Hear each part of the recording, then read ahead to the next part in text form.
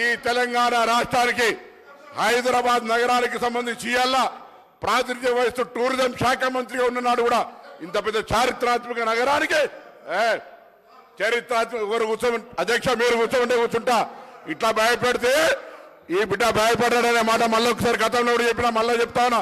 ఈ రోజు ఒకటే మాట, హైదరాబాద్ నుంచి ప్రాతినిధ్యం వహిస్తున్నటువంటి వీళ్ళు హైదరాబాద్ లో కేంద్ర మంత్రిగా బరాబర్ మాట్లాడతాం, హైదరాబాద్ లో ఏం నిధులు తీసుకొచ్చినారని అడుగుతా ఉన్నాం. ఈ రోజు ఢిల్లీలో దోస్తే గల్లీలో కుస్తీ. ఇప్పటిదాకా మా మిత్రుడు ఇలా పుట్టినరోజు గౌరవ శాసనసభ్యులు అన్నారు, మేము చాలా గట్టి కొట్లాడినాం 10 ఏళ్ళు, ప్రతి బిల్లుల మద్దతు ఇచ్చారు. మా పార్టీ ఆనాడు కూడా చెప్పింది, ఢిల్లీలో దోస్తే గల్లీలో కుస్తీ. ఏం చేసినారు? ఇవాళ రాజకీయంగా తెలంగాణకు సంబంధించిన విషయం లోపల అన్యాయం జరుగుతుంటే ఎన్నడైనా అఖిలపక్షాన్ని తీసుకుపోయినరా? 2014 తెలంగాణ ఏర్పడినాడు 7 మండలాలతో పాటుగా సీలేరు ప్రాజెక్టుని ఇస్తే మీ కళ్ళ ముందట ఆర్డినెన్స్ తీసుకొని పోతే ఒక్కరోజు బంధుకు పిలిపించారు. అంతకు ముందేమో కాంగ్రెస్ మెడలు వచ్చి తెలంగాణ తెచ్చినాను. మీరు 7 మండలాలు పోతే ఎందుకు చూస్తూ ప్రేక్షకుల్లాగా కూర్చున్నారని సభలో ఇవాళ అడుగుతా ఉన్నాం అధ్యక్ష. ఆనాడు సభ సభ్యుని కాదు, 2009 నుంచి 14 దాకా మా పార్టీ అయినప్పుడు కూడా తెలంగాణ కోసం కొట్లాడితే వచ్చిన తెలంగాణ నుంచి 7 మండలాలు సీలేరు ప్రాజెక్టు తీసుకుపోయినారు.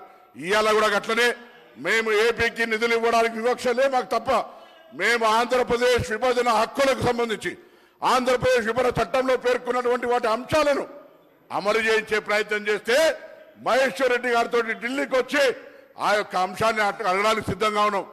ఆ విధంగా స్పందిస్తారనుకుంటే తెలంగాణ ప్రయోజనాలను పక్కన పెట్టి మళ్ళీ రాష్ట్ర ప్రభుత్వం యొక్క కార్యక్రమాల గురించి మాట్లాడుతున్నాం. అధ్యక్ష, ఇలా నిజంగా తెలంగాణకు అన్యాయం జరిగిందా లేదా గుండె మీద చేసుకొని మహేశ్వర్ రెడ్డి గారు చెప్పమనండి, భారతీయ జనతా పార్టీ నాయకులు చెప్పమండి. ఎంతసేపు ఉపాధి హామీ పనుల్లో లేకపోతే నేచురల్ గా 28 రాష్ట్రాలకు ఇచ్చేటువంటి 29వ రాష్ట్రానికి ఇస్తే అది మీ ప్రతిభ అనుకుంటే ఎట్లా అధ్యక్ష? వాళ్ళు ఇచ్చిన అనుకుంటే ఎట్లా అధ్యక్ష? నాకు చిన్న రాష్ట్రంగా తెలంగాణ రాష్ట్రానికి 29వ రాష్ట్రానికి భారతీయ జనతా పార్టీ గత 10 ఏళ్లలో ఇప్పుడు కాదు 10 సంవత్సరాలుగా ఏమిచ్చిన అధ్యక్ష? ఆనాడంటే భారతీయ జనతా పార్టీ తెలంగాణ రాష్ట్ర ప్రభుత్వం సహకరించలేదు, వాళ్ళు అడుగుతలేరు, వాళ్ళు కాబట్టి నిధులు ఇవ్వలేరు. ఇలా మేము ప్రధానమంత్రి గారు కలిసినాం, మంత్రులను కలిసినాం, కేంద్రానికి సత్సంబంధాలు ఉంటాయని సంకేతం ఇచ్చినాం. అవును, బడే బాయ్ చోట బాయ్ అన్నాం, అభివృద్ధికి సంబంధించి అన్నాం. ఈ ఏళ్ళ గురించి సామరస్యపూర్వకంగా దయచేసి మీరు ఇట్లా మీరు వాళ్ళ దిక్కు చూడదు, నేను మీ దిక్కే చూస్తాను, మీరు నా దిక్కే చూడాలి అధ్యక్ష. ఎందుకంటున్నా అంటే వాళ్ళు సభలో వాస్తవాలు మాట్లాడుతుంటే ఆనాడు అధ్యక్ష మినిస్టర్ గారు ఒక్క నిమిషం, రామారావు గారు ఒక్క నిమిషం. మహేశ్వర్ రెడ్డి గారికి నేను చాలాసార్లు అవకాశాలు ఇచ్చిన, మీరు కూర్చోండి, మీకు చాలాసార్లు అవకాశం ఇచ్చినా మీరు వాడుకోలేదు, మీరు సమయాన్ని వృధా చేసినారు. ఇంకా చాలామంది సభ్యులు మాట్లాడవలసి ఉంది, అందుకనే మినిస్టర్ గారు మాట్లాడిన తర్వాత అవసరం ఉంటే మళ్ళీ అవకాశం ఇస్తాను.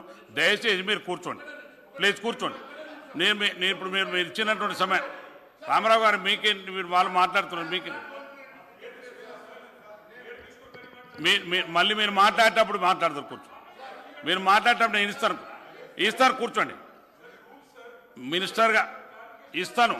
మినిస్టర్ గారు మాట్లాడినాక మహేశ్వర్ రెడ్డి గారికి ఇస్తాను, రామారావు గారికి కూడా ఇస్తాను. వారు మాట్లాడిన తర్వాత మీకు ఇస్తాను, వారు మాట్లాడిన తర్వాత మీకు ఇస్తాను, మైక్ ఇస్తాను, మైక్ ఇస్తాను. కూర్చోండి మినిస్టర్ గారు, కానీ మీకు ఇస్తాను, కూర్చోండి.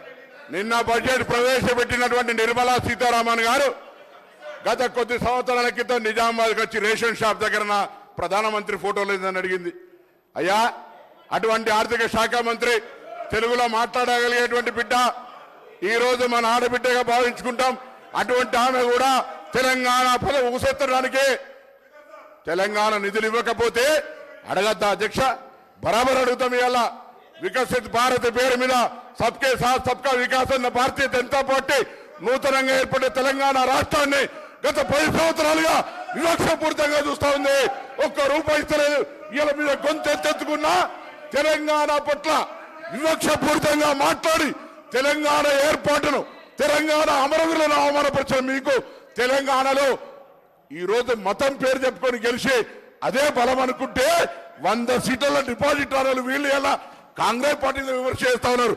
మరొక్కసారి అడుగుతా ఉన్నా అధ్యక్ష, ఇలా వీళ్ళు ఈ రోజు భారతీయ జనతా పార్టీ తరఫున ఇక్కడ నాయకులు ఏమైనా తెలంగాణ ప్రయోజనాల కోసం కలిసి వస్తే మా గౌరవ ముఖ్యమంత్రి గారు మంత్రులందరం కూడా, నేను కూడా హైదరాబాద్ ఇన్ఛార్జ్ మంత్రిగా కిషన్ రెడ్డి గారు మంత్రి అయిన తర్వాత కేంద్ర మంత్రిగా కాగానే ఒక మంచి వాతావరణం ఉండాలని హైదరాబాద్ సంబంధించిన డెవలప్మెంట్ చేయాలన్నాం.